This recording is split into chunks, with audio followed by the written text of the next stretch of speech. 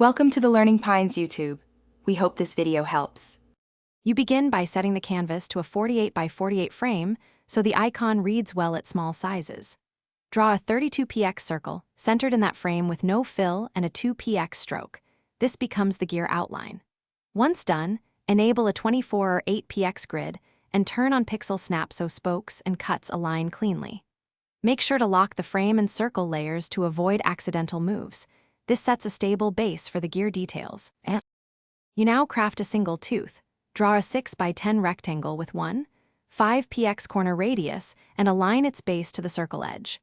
Once aligned, use rotate with the circle center as pivot and make 12 copies at 30 degrees to form evenly spaced teeth. Combine the gear shape with a centered 12px inner circle and apply Boolean operations to subtract that hole.